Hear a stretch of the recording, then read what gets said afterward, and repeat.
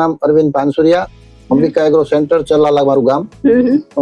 Company જોડે છેલ્લા 4 વર્ષથી હું જોડાયેલો છું અને કંપનીની ઘણી બધી પ્રોડક્ટ હું વેચું છું અત્યારે, જેમ કે કરંટ બાઉન્સર, મેટકિલ, માઇક્રા, ગ્રેવિટી, આવી બધી ઘણી બધી પ્રોડક્ટ હું વેચું છું. કરંટ બાઉન્સર અને મેટકિલ આ જે કીટ છે એ ઓલરેડી અત્યારે અમારે સિંગમાં વધારે વપરાય છે. કે સિંગ અમારે ઘણા ખેડૂતો તો અત્યારે 45 દિવસની સિંગ થઈ ત્યારે બી નાખે છે. એ રીતના એની કીટ આવે છે. આમાં 3 કીટ આવે છે, કોમ્બિક્સ કીટ.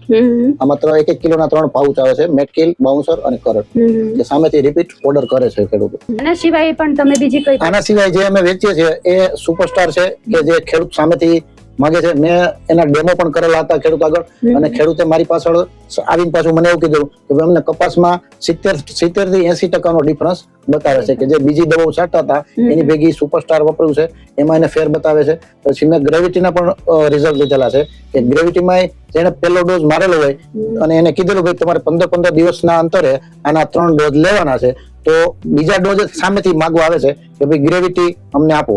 પછી આનું માઇક્રા છે, જે આ માઇક્રા છે, અમે ડુંગળીના પાકમાં વધારે વપરાશ આનો કરાઈએ છીએ. ડુંગળીમાં જોકે ઓલરેડી બધા પાકમાં આનો વપરાશ થાય જ છે. ખેડૂત જાગૃત થયા છે, થોડું કેમિકલ ઓછું કરીને હવે જૈવિક ઉપર આવ્યા છે ખેડૂતો, કે સામેથી આની ડિમાન્ડ કરે છે કે અમને આ વસ્તુ આપો, આ વસ્તુ, કે જે જૈવિક જ છે એ વસ્તુ આપો અમને, એવી ડિમાન્ડ કરે છે ખેડૂતો. આપણું જે માઇક્રા છે એ થોડું એક્સ્ટ્રા ઓર્ડિનરી છે, કારણ કે 48 લાખ આઈપી પર પેકેટ છે, મતલબ એ બહુ સારું પ્રમાણ કહેવાય. ઓછા ડોઝે હજી સારું માઇક્રોરાઇઝા સારી કંપની માર્કેટમાં માઇક્રોરાઇઝા તો ઘણા બધા આવે છે, પણ માઇક્રાનું જે રિઝલ્ટ બતાવે છે એવું રિઝલ્ટ હજી મેં બીજા એક પણ માઇક્રોરાઇઝાનું મેં જોયેલું નથી. ક્યુરેટિવ માઇક્રોબ્સની ઘણી બધી પ્રોડક્ટો અત્યારે અમે યુઝ કરાવીએ છીએ.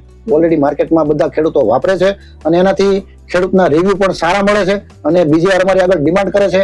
એટલે અમે કંપની સાથે જોડાયેલા છીએ અને ખેડૂતોને એટલી વિનંતી કરીએ કે ખેડૂતો જૈવિક ઉપર જેમ બને એમ જૈવિક ઉપર આજ નહીં તો કાલે આના ઉપર થોડું જાજુ તો આવવું જ પડશે.